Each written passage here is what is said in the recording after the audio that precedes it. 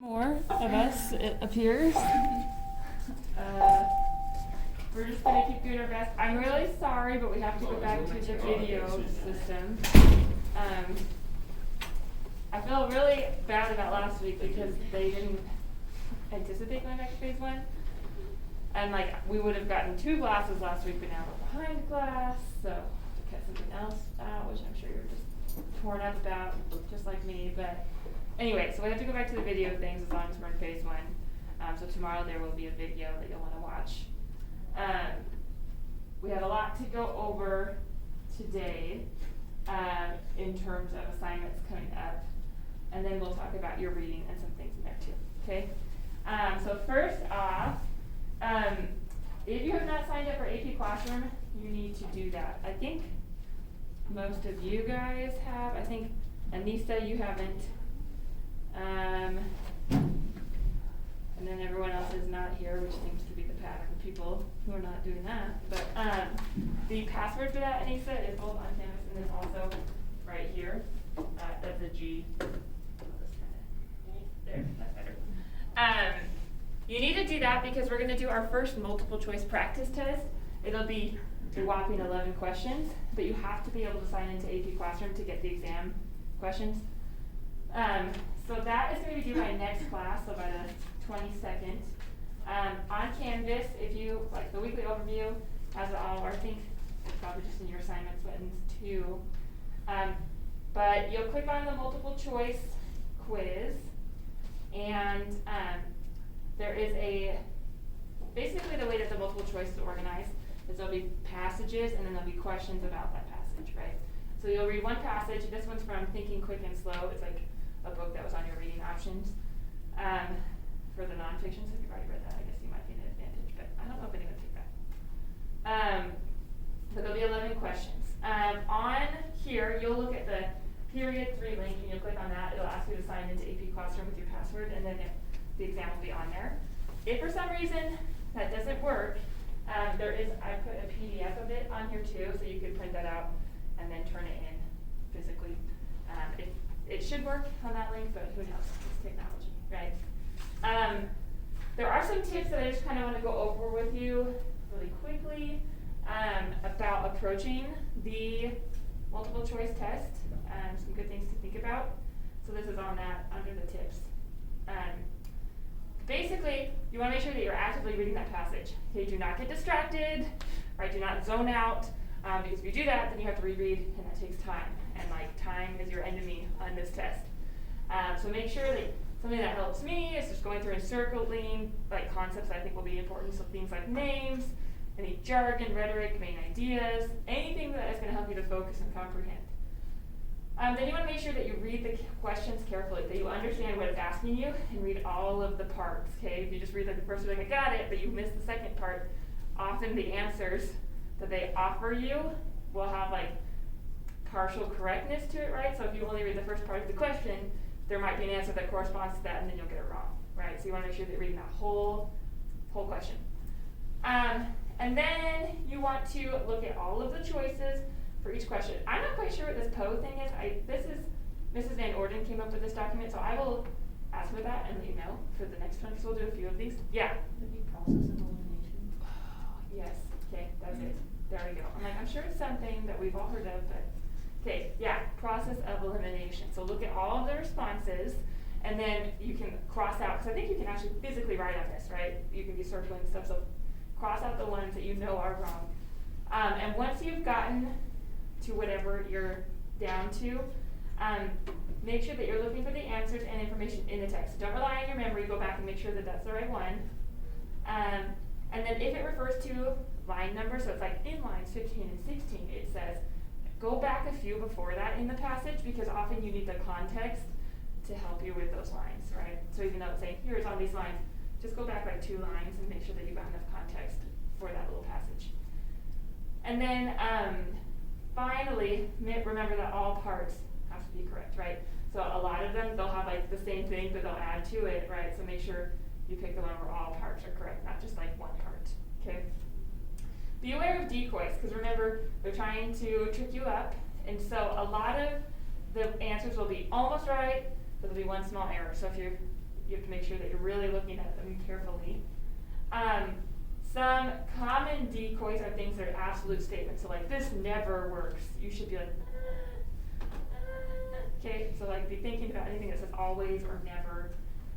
Obviously, if you know the answer already, and you know that it is absolute, go with that first. It's not that that's never the answer, but often those are trying to trick you up, okay?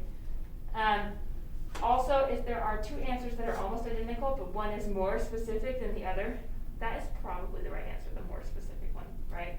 Not always, but often, okay? Pace yourself, don't spend too long in any one question. Make sure that you get through the entire exam. Often, the last passage is the easiest, so if you are spending too much time on the other ones, you don't get to that one, and that would have really helped your score, right? To pace yourself, think about if you're at question 30, you should be at 30 minutes, right? So about a minute a question, except for you're going to be reading those passages, so not literally a minute on each question, but about an average, including the reading part of it. And then don't take time out to read the questions first. I think on like tests where you're not timed, that's a good practice, right?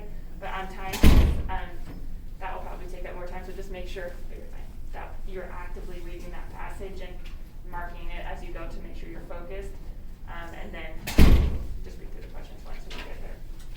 Okay? And then this one's kind of random, but you should know your citations because every year there are a few questions in the multiple choice about how to properly cite things.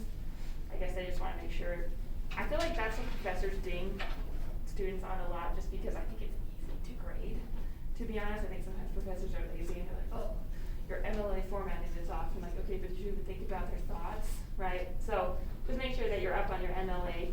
You can look at stuff at like OWL Purdue, or I think I provided you with like a example MLA page for your first paper, so you could look at that too. Questions? Okay, so the exam, I've given you 12 minutes to kind of keep you on that idea of 1 minute per question, because there's 11 questions, so I give you a little bit extra time than what you should be spending on the real exam. Just do your best. Even if you get like 1 out of 11, I'll still give you full points if you took it seriously, right? But when you go to take it, just make sure you're not distracted by other stuff, because it will cut you off at 12 minutes. And I want it to feel real, right? That's the whole point of this. Okay, so let's do my next class. Again, it should take you 12 minutes, because that's all you get, so that's nice. The other thing that I want to talk about today is your satire project. Oh no, it's going to be fun. This is like a fun project because you get to mock whatever you hate right now, so that's exciting. So on Canvas, let's see here. This will be due in 2 weeks. I think, I know this class is due like next week, but I give you an extra week. You're welcome. How excited is that? So the satire project, you'll click on it and there are 2 parts to it. There's the prompt is right there. I think it's like a document. It'll make you download it. I think it also says part 1 and part 3, but I fixed it on this one. I forgot to fix it on that one. There really are only 2 parts. Okay, but I like deleted the proposal part because we just don't have enough time for that this year. So what you'll do is you're gonna create a satire aimed at a specific satirical target. So you're gonna think about some behavior in society that really bothers you right now, and you're going to mock it with the attempt to draw attention to it and change it, right? Of course, because that's what satire is about. So you can do whatever you want to create your satire. You can submit a video, a newspaper article, a satirical song. I had someone do that once. That was fun. You could do like a cartoon, if you like to do comic book type stuff. A large and extremely impressive poster, so it cannot be crap. Okay, it's going to be thought out if you're going to do a poster. So I have some people like, they just do it terribly. So do it well, whatever you pick, okay? That's 50 points. The bulk of the points, though, for this project are going to be on the reflection, because it's more important to me that you understand what you're doing, right? You're being purposeful.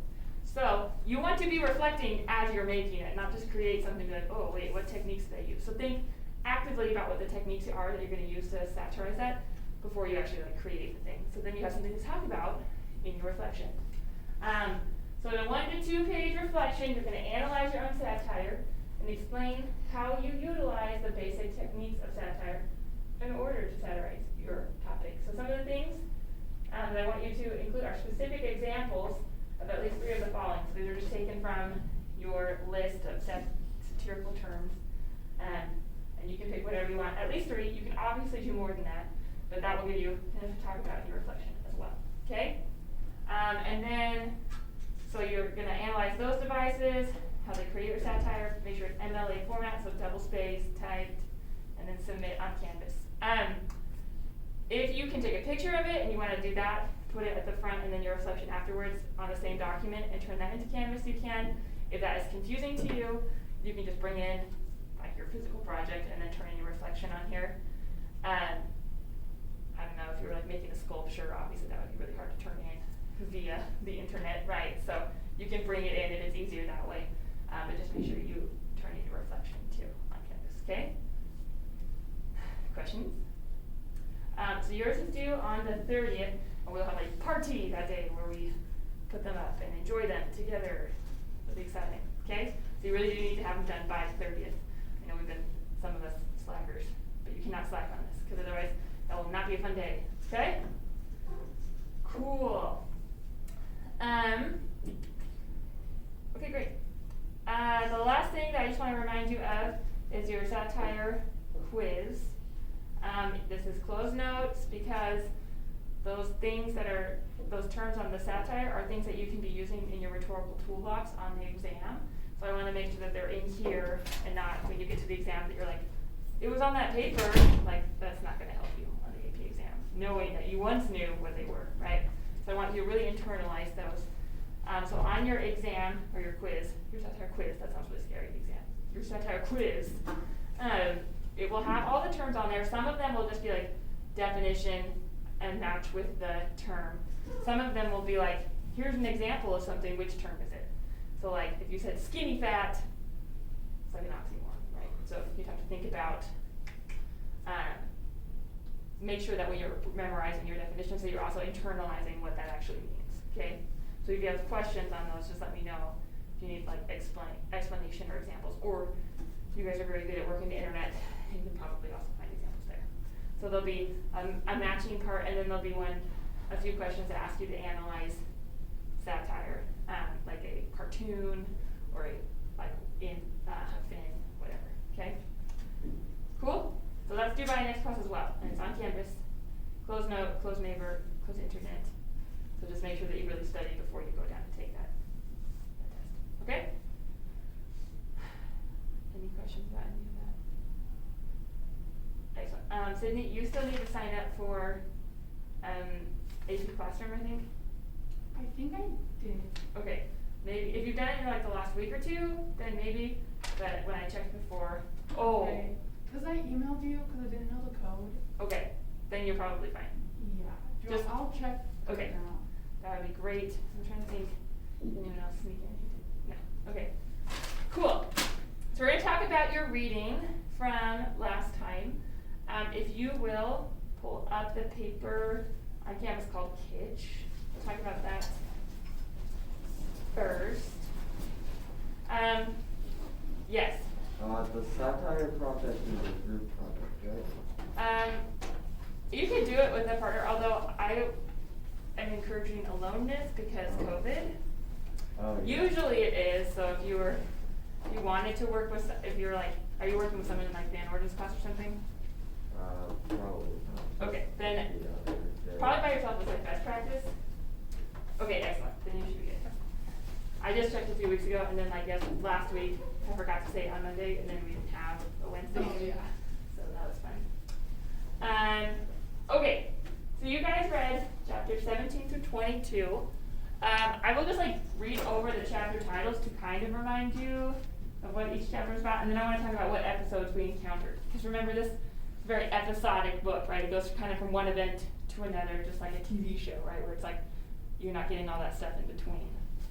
You're mostly just getting, here's an episode that happens. So, this started, let's see, I think that page 95. The first one was The Grangerfords Take Me In. Then we had Why Harney Rode Away for His Hat. What else we got? We got The Duke and the Dauphin Come Aboard. what royalty did to Parkville, and the Arkansas difficulty, and finally, why the lynching bee failed. So what episodes do you remember from your reading last night?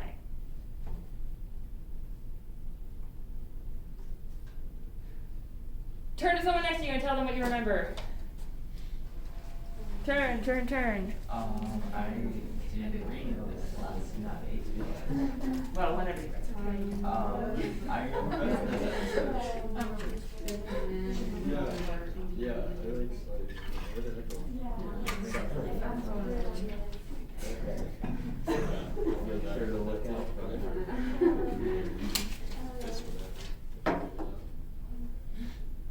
Alright, what are some episodes we remember? Just quick. I heard you guys talking, so I know you discussed something. Nathan, what did you discuss? The family took him in. And Yeah! What was, do you remember their name? No. The Grangerfords, right? The Yeah. Grangerfords take him in. What are they like? You remember? Anyone remember? I don't know. They're like, Oh, go ahead. they're very beautiful. They're very beautiful, right? And they're like these gentlemen and ladies. Okay, what else? They're kind of like wary of other people. Why are they wary of other people? Because they're like feuding with another family. Yeah, right? And so this other family called the Shepherdsons are like, are you a Shepherdson? And he's like, no. Are you sure? Because we will murder you. And then at that point, I'd be pretty sure I wasn't a Shepherdson if I were her. But, so they're feuding with them. What are they feuding about? You want to remember? No, because they don't even remember, right? They don't remember why they're feuding with these people. It's basically like Romeo and Juliet Hick style, right? Like the redneck Romeo and Juliet feud. So they don't remember why they're feuding. They take Huck in. And by the time he leaves, they're like actively fighting and shooting at the Shepherdsons.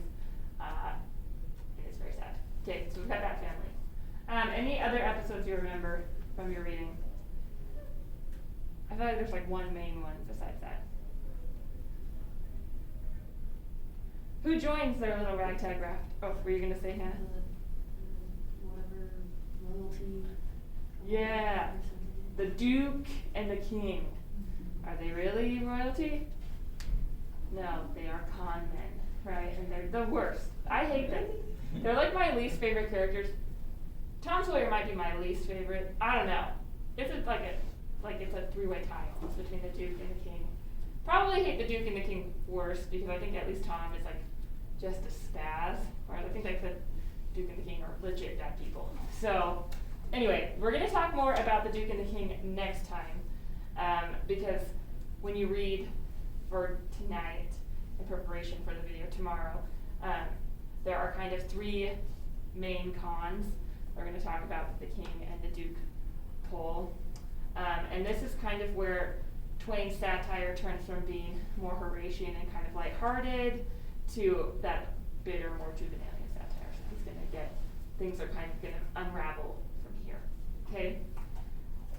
So the first thing I wanna talk about, and why I had you pull up Kitsch, is Kitsch, okay? Now I'm not gonna tell you what it is, first off, and if you know, good for you, but just play along, okay? But Kitsch, we're gonna look at some Kitsch and try to figure out what it is and why it's in this book. So, I'll turn, the bulb on this gets really bad as the year progresses, so it's not very bright anymore. And it also likes to keep images that have been there very long, so you can see the TV in the background. That's in the last slide, that's really nice. So here we have this beautiful cat in one of those ruffled neck things. They probably have a name. I don't really know what it is. It's too fancy for me, right? It's got like a little necklace. That's really nice. This is an example of Kitsch and the kitten Kitsch. Here we've got some Wonder Woman Kitsch. It's a really nice snow globe. Right? I'm sure if you shake it up, it has glitter. Ooh. We've got some Simpson Wonder Woman Kitsch. That's exciting. This, is probably the most common. The salt and pepper shaker collection. My grandma has one of those. Ooh. The creepy figurines with like blush on their cheeks. I used to work at Hallmark as like a high schooler slash early college student, and people would come in and buy this stuff all the time. And I was like, why?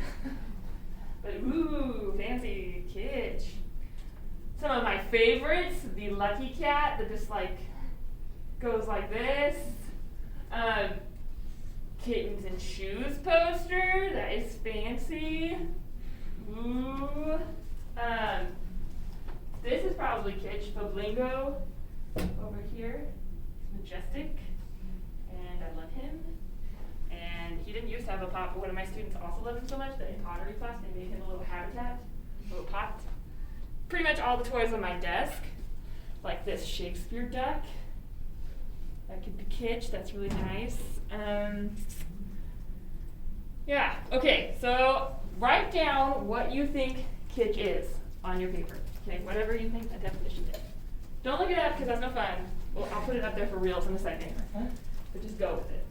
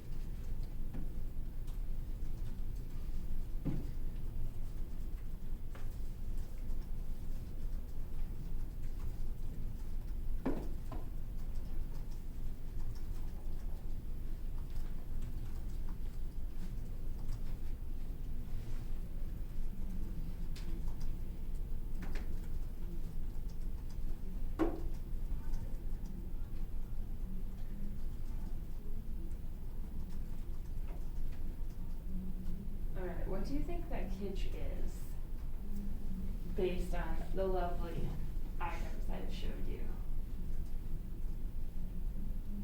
Yeah? Maybe it means cat. Okay, maybe it means cat. I did show a lot of cats. Okay, what else do you guys think it could mean? Yeah, Ethan. A weird collectible item. Okay, a weird collectible item. Yeah. I couldn't help but think of like tacky. Like it's like I like that. Yes. Tackiness. Anything else? Okay. Like my first period class was like something that you want just because kicks and giggles and you like it. And I think that was kind of a good way to think of it. But the definition, so you can write this down, number 2. Is art, objects, or design considered to be in poor taste because of excessive garishness. Does anyone know what garishness means? What does it mean? That means gaudy. Exactly, yeah. So it's very gaudy, like costume jewelry, right?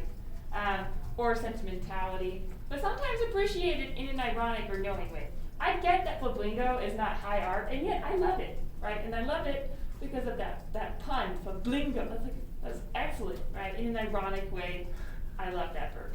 Okay, I would put it in my yard, but I'm pretty sure my husband would be like, no, you're not that ghetto. Like, oh, how dare you? I love him. Okay. It appeals to popular taste rather than high art taste. So, you know, we read that satire about high art. They would just scoff at my kitsch, but I love my kitsch because I have this sentimental attachment to it.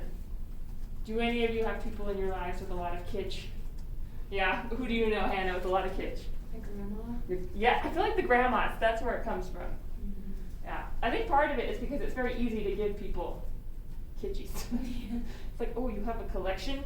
That's what you're getting forever. If you don't want something forever, don't say you have a collection of whatever it is. That's what you'll get. My mom thinks that I'm obsessed with Yoda because like one time my sisters and I were talking like Yoda, and now I have all this Yoda stuff. And now I kind of like Yoda, especially with like The Mandalorian, if you've seen that, but that's what I get now, is a bunch of Yoda kitsch. Got this, I've got like a little figurine my husband got me. The child. So cute. So yeah, don't tell people or they'll get it for you. Okay, so then why am I talking about this? The Grangerfords. So Huck walks in, and he thinks they're some of the fanciest people that he's ever met. Right? They are, compared to where he's come from in his situation. They're pretty high up in his mind. Okay. On your paper, there is a passage about when he first walks into their house. Okay? I want you to read through it and see what patterns you notice. Okay?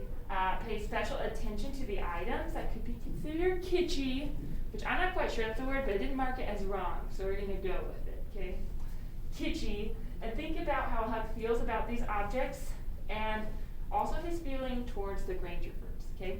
You can go through with a partner if you want. Okay? Or you can go through by yourself and I'll make you talk afterwards. Which would you prefer? Okay, go through by yourself, and then we'll talk about it. So go through those 2 paragraphs, marking any patterns. And this is important because this will come up on your Huck Finn final. This kitschy idea, okay? This could be one of the things you could write about, okay? So make sure you go through, find some patterns, and talk about how Huck feels about towards these objects and the Grangerfords, okay? So go.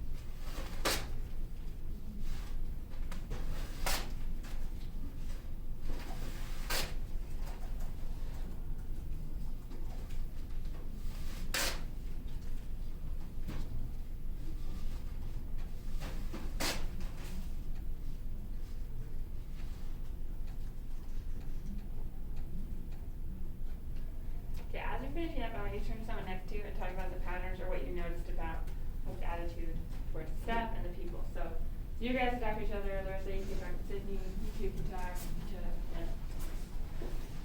Well, Well, it's just like really impressed with all the techniques that they Yeah. very I feel like that's a good way to transition from like talking about all the nice stuff in the house to like talking about weird stuff.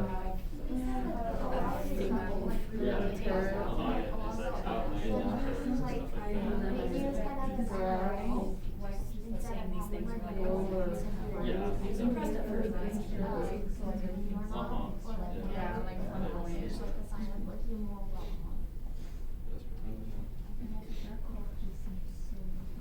Yeah, seriously. Okay, what do we notice? What did you guys notice with patterns, with attitudes?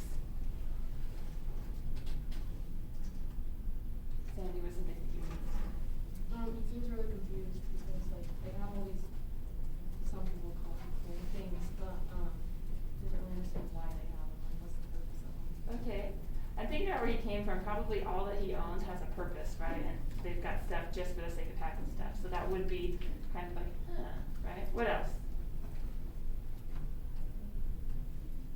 Larissa, what did you notice?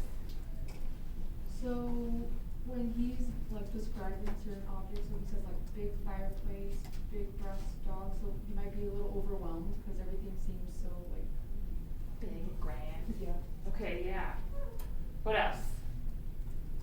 Yeah. After he talks about all like the big grand stuff, he starts to talk about like the big outlandish gaudy parents and the fake bowl of fruit. Yeah. This bowl of fruit, what, like, I think that is a key description in getting why he does this, why he's talking about Mark Twain, this kitschy stuff. He talks about on the table in the middle of the room was a kind of lovely crockery basket that had apples and oranges and peaches and grapes piled up in it, which was much redder and yellower and prettier than the real ones is. But they wasn't real because you could see where the pieces had got chipped off and showed the white chalk or whatever it was underneath. Okay, so the stuff is there, it's beautiful, and yet it's chipped.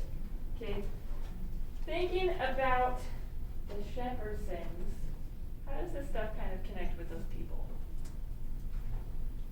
I mean, it's their stuff, so yes, there's one way. But more metaphorically and symbolically, how did they connect with this stuff?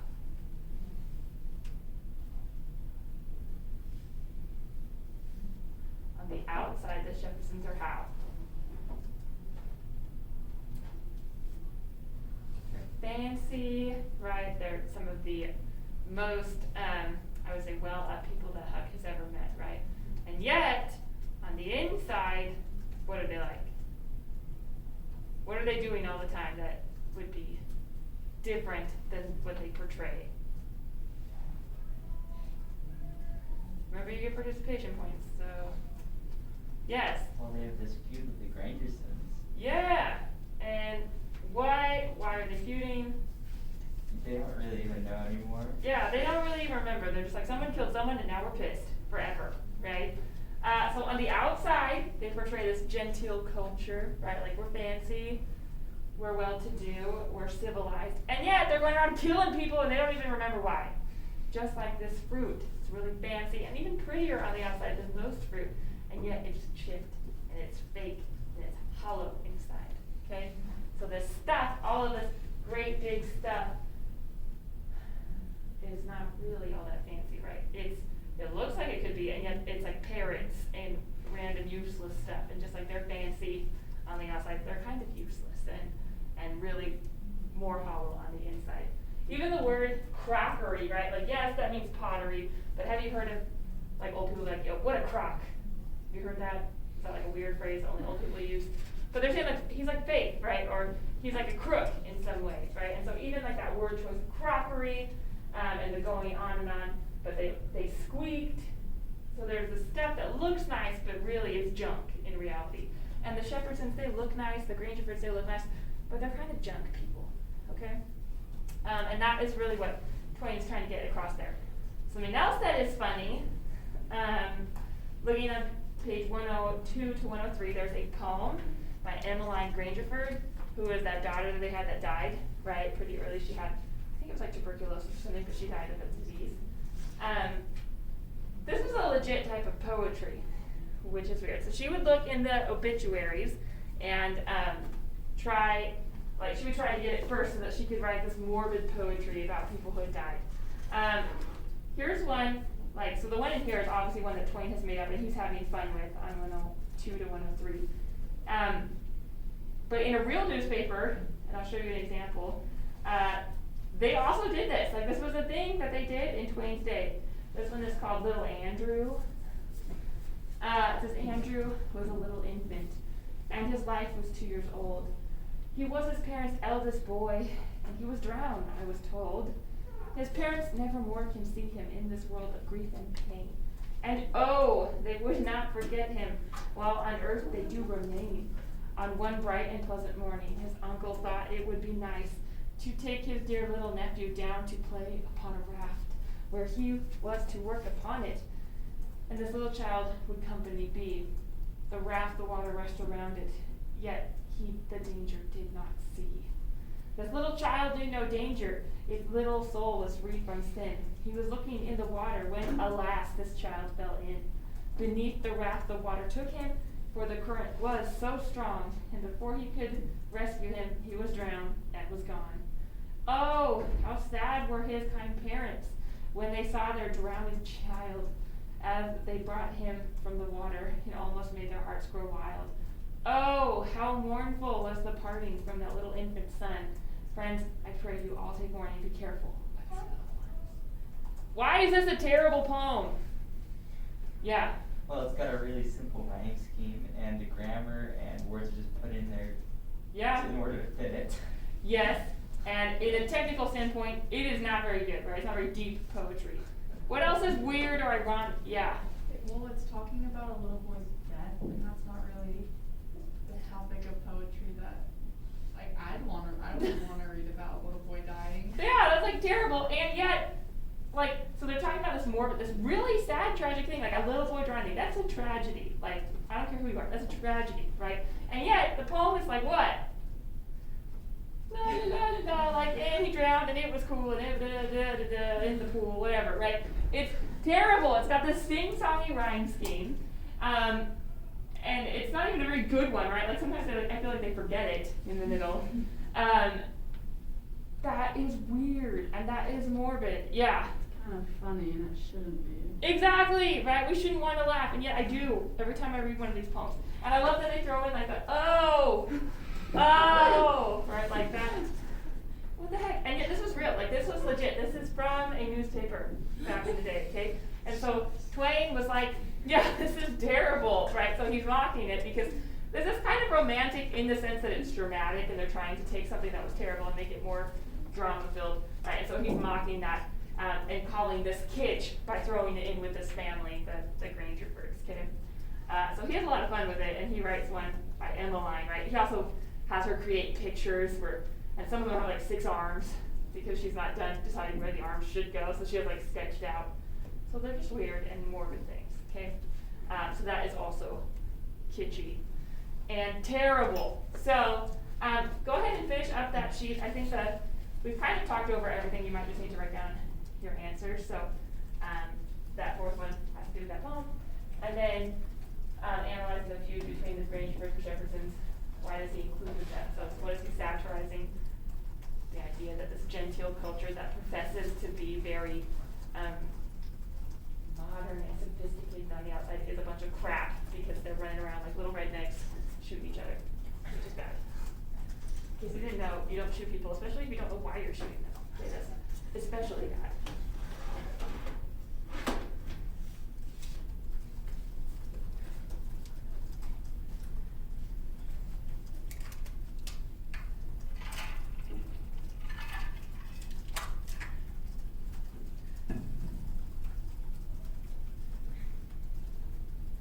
And when you're done, you'll turn that in, and then we're going to start talking about the river.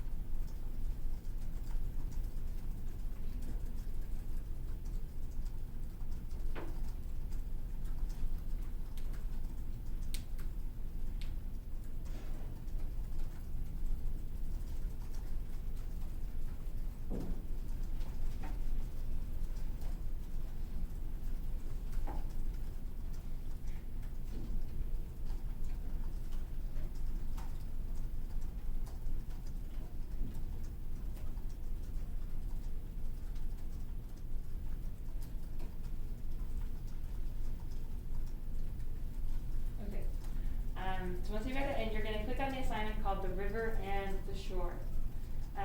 We're gonna talk about the river today. Even though the Duke and the Dauphin showed up in your reading from last time, we're gonna wait till next time to talk about them, because there's gonna be some more crap that happens with them, in your next night's reading. So we'll put that on next time. But, we're gonna talk about the river. Some critics say that the river is like a character in itself. I don't know that I necessarily believe that, but like it's very important and symbolic in this novel, so we need to talk about it. And it will also be important because on your husband there'll be a question about the river and this symbolic stuff. Okay. So at the beginning of chapter 19 is this long description about the river, where Twain is very poetic, which is not really like him to be so poetic about like the setting and stuff like that. He's usually more focused on like what is happening, right? So the fact that he does this here should alert us that this is something that's important as critical readers. What we're gonna do is I will read it. It's on your paper there, and you're going to annotate for the sights, the feelings, and sounds of the river, and think about any patterns you notice, and thinking about how Huck and Jim feel about this river. Okay. So as I read through, be making comments, and then at the end, we're going to consider these 3 questions. What are the experiences of Huck and Jim like on the land, and how do they differ from their experiences on the river? Based on his description of the river, what do you think that the river represents? And then based on the descriptions of the shore or the land, what do you think that represents? Okay? So keep that all in your head. And I will read as you annotate. So, it begins. 2 or 3 days and nights went by. I reckon I might say they swum by. They slid along, so quiet and smooth and lovely. Here is the way we put in the time. It was a monstrous big river down there, sometimes 1.5 miles wide. We run nights and laid up and hid daytimes. Soon as night was most gone, we stopped navigating and tied up. Nearly always in the dead water under a towhead. That's like a little island. It's not quite as big as like a big island, but. And then they cut young cottonwoods and willows and hid the raft with them. Then we set out the lines. Next we slid into the river and had a swim, so as to freshen up and cool off. Then we sat down on the sandy bottom, where the water was about knee-deep, and watched the daylight come. Not a sound anywheres, perfectly still, just like the whole world was asleep. Only sometimes the bullfrogs a cluttering maybe. The first thing to see, looking away over the water, was a kind of dull line. That was the woods on the other side. You couldn't make nothing else out. Then a pale place in the sky, then more paleness spreading around. Then the river softened up away out, and weren't black anymore, but gray. You could see little dark spots drifting along ever so far away, trading scows and such things, and long black streaks, rafts. Sometimes you could hear a sweep, squeaking, or jumbled up voices. It was so still, and sounds come so far. And by, you could see a streak on the water, which you know by the look of that streak, that there's a snag there in a swift current, which breaks on it, and makes that streak look that way. And you see the mist curl up off the water, and the east reddens up, and the river, and you make out a log cabin in the edge of the woods, away on the bank on the other side of the river, being a wood yard likely, and piled by them cheats, so you can throw a dog through it anywheres. Then the nice breeze springs up and comes fanning you from over there, so cool and fresh and sweet to smell on account of the woods and the flowers. But sometimes not that way, because they've left dead fish laying around, gars and such, and they do get pretty rank. And next you've got the full day, and everything smiling in the sun, and the songbirds just go in it. A little smoke can be noticed now, so we would take some fish off the lines and cook up a hot breakfast, and afterwards we would watch the lonesomeness of the river, and kind of lazy along, and by lazy off to sleep. Wake up by, and look to see what done it, and maybe see a steamboat coughing along upstream, so far off towards the other side that you couldn't tell nothing about her, only whether she was a stern wheel or a side wheel. Then, for about an hour, there wouldn't be nothing to hear, nor nothing to see, just solid lonesomeness. Next, you'd see a raft sliding by, away off yonder, and maybe a galoot on it chopping, because they're most always doing it on a raft. You'd see the axe flash and come down. You don't hear nothing. You see that axe go up again, and by the time it's above the man's head, then you hear the ka-chunk. It had took all that time to come over the water. So we would put in the day, lazying around, listening to the stillness. Once there was a thick fog, and the rafts and things that went by was beating tin pans so the steamboats wouldn't run over them. A scow or a raft went by so close, we could hear them talking and cussing and laughing, hear them playing. But we couldn't see no sign of them. It made you feel crawly. It was like spirits carrying on that way in the air. Jim said he believed it was spirits, but I says, no, spirits wouldn't say darn the darn fog. Soon as it was night out, we shoved. When we got her out to about the middle, we let her alone and let her float wherever the current wanted her to. Then we lit the pipes and dangled our legs in the water and talked about all kinds of things. We was always naked day and night, whenever the mosquitoes would let us. The new clothes Buck's folks made for me was too good to be comfortable. And besides, I didn't go much on clothes, nohow. Sometimes we'd have that whole river to ourselves for the longest time. Yonder was the banks and the islands across the water, and maybe a spark, which was a candle in a cabin window. And sometimes on the water, you could see a spark or two, on a raft or a scow, you know. And maybe you could hear a fiddle or a song coming over from one of them crafts. It's lovely to live on a raft. We had the sky up there, all speckled with stars, and we used to lay on our backs and look up at them and discuss whether they was made or only just happened. Jim, he allowed they was made, but I allowed they happened. I judged it would have took too long to make so many. Jim said the moon could have laid them. Well, that was kind of reasonable, so I didn't say nothing against it, because I've seen a frog lay most as many, so of course it could be done. We used to watch the stars that fell, too, and see them streak down. Jim allowed they'd got spoiled and was hove out of the nest. Once or twice of a night, we would see a steamboat slipping along the dark, and now and then she would belch a whole world of sparks up out of her chimneys, and then they would rain down in the river and look awful pretty. Then she would turn a corner, and her lights would wink out, and her powwow shut off, and leave the river still again. And by her waves would get to us. A long time after that she was gone, and joggle the raft of it. And after that, you wouldn't hear nothing, for you couldn't tell how long, except maybe frogs or something. After midnight, the people on the shore went to bed. Then for 2 or 3 hours, the shore was black. No more sparks in the cabin windows. These sparks was our clock. The first one that showed again meant morning was coming. So we hunted a place to hide and tie up right away. Okay, so finish up your annotation for that, and then answer those 3 questions below. I would work with a partner. I think that will help you discover it better. So just turn to the person that you turned to last time and work through those questions and the patterns that you noticed. Okay? Great. Notice anything?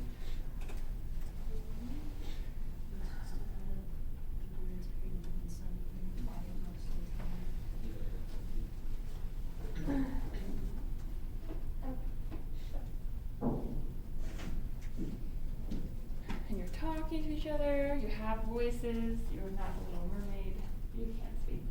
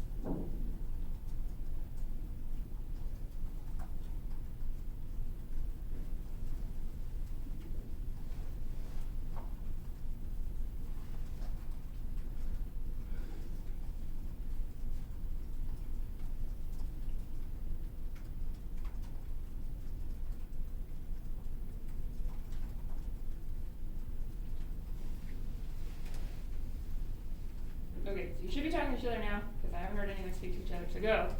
Tell them what you think that the shore represents, what the river represents, and what patterns help you come to that conclusion, okay? Speak. Okay. The There you shore go. represents, freedom, and the shore represents responsibility. But basically, the river But not really. represents Maybe it represents. and the land. They were Not really. born I think it's like, I think it's kind kicked of off like, into trouble. Experience the That's a river. lost opportunity. I don't know what.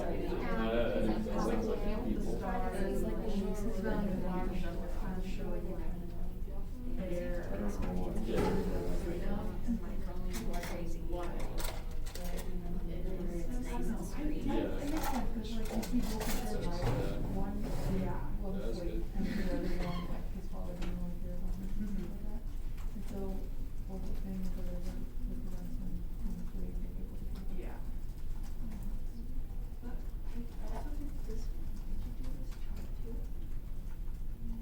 I did the chart too.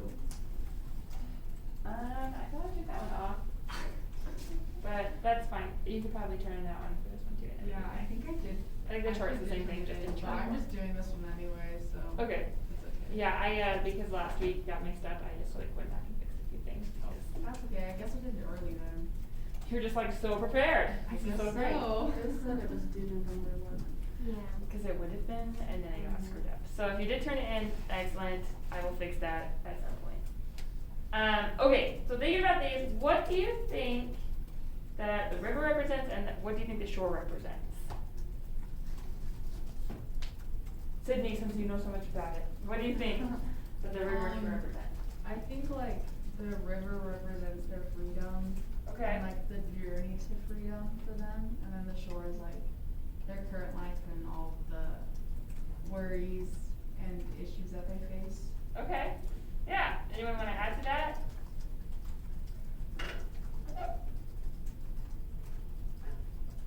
So on the river, some of the things that they're like, right, they don't wear clothes unless they have to, right, they don't like clothes. Says that they let the raft just kind of go where it wants to and wanders. And it's very, like, how does it feel on this river? Serene, I love that word, yeah, right, it's very serene, it's very carefree, right? When it starts talking about the shore, what do you guys notice, like what kind of things does it use to describe the shore?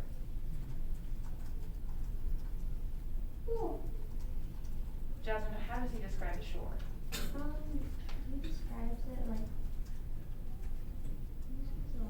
I mean, like, from what I can tell, also that I think, like, when they go onto the shore, there's just a lot of things that happen, and Huck's like, I don't really like this, and so he always, like, finds himself going back to the river. Yeah. So thinking about, like, that's the worries, the cares, and that's imposed by civilization, right? And so, the shore representing civilization and what, like this government and this system that is set up, and then when they get back to the river, all of that goes away.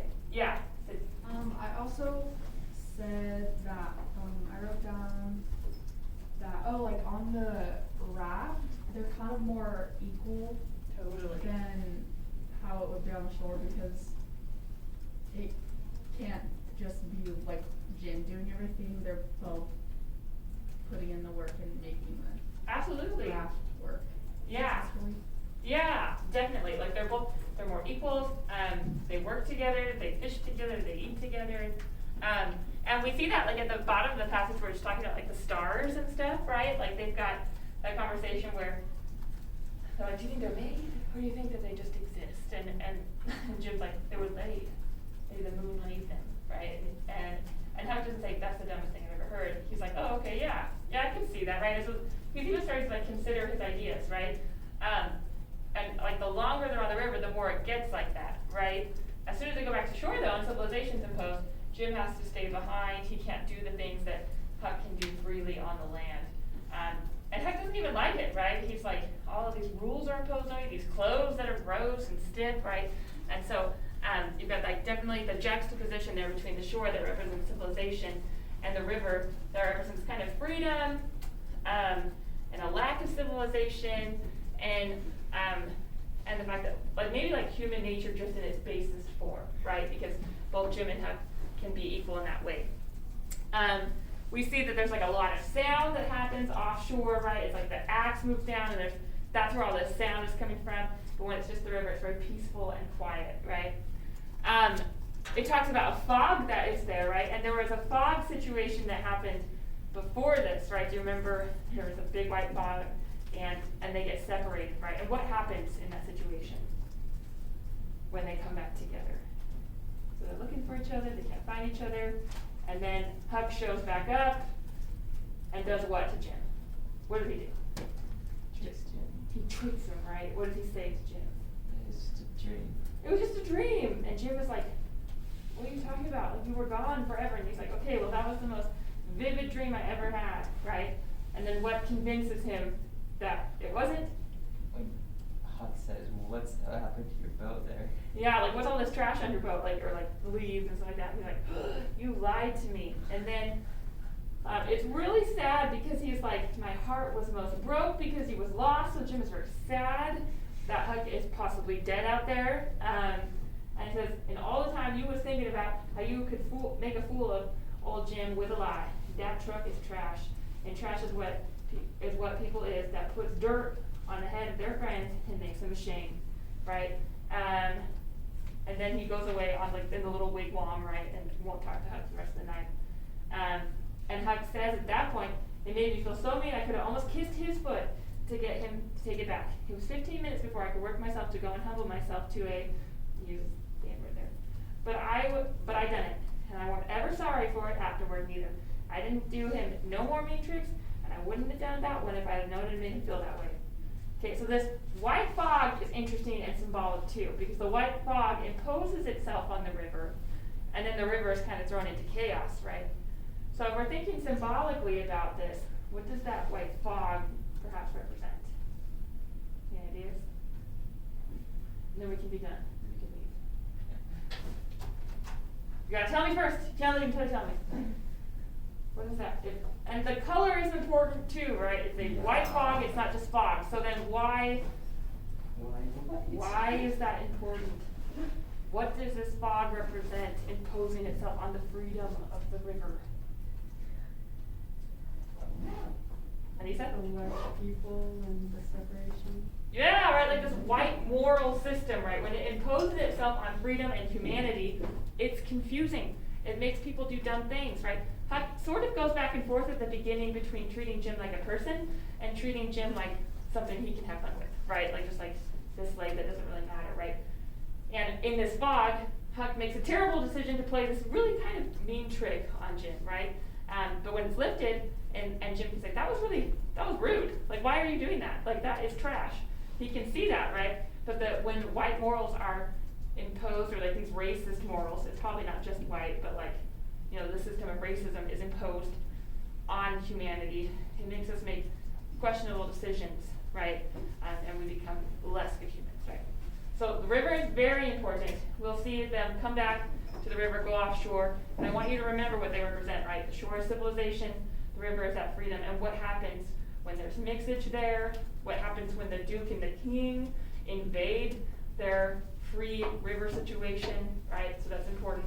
It will come up on your exam, your final exam, right? The other part of that, besides a few questions about things that we've encountered on the book, will be how much of the book did you read? And that's like half the points. So if you're not reading the book, you really need to, so that you can say that you read it all and get those points. They're easy, right? If you just read it, you get there, right? Any questions? Okay, so you'll turn this in. Your homework, you're going to read through 28. You'll watch the video tomorrow, which I'm sorry, I wish that we weren't doing videos, but what can we do? Satire, quiz, satire project, and multiple choice test. Okay, I will hand you a paper towel. You can be free. Ish. Sorry.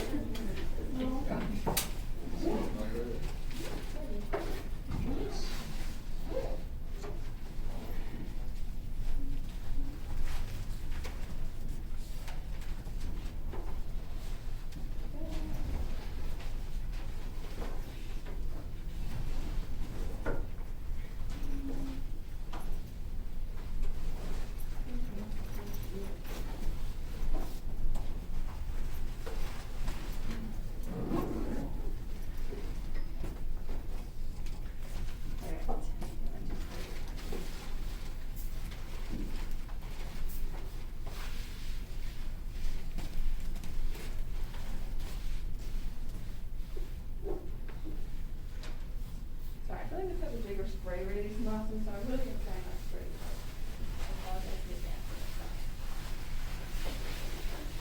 But apparently this is better cleaner, because like the other one wouldn't even take off pencil. I'm like, how's it gonna take off COVID if we can't even comment on pencil?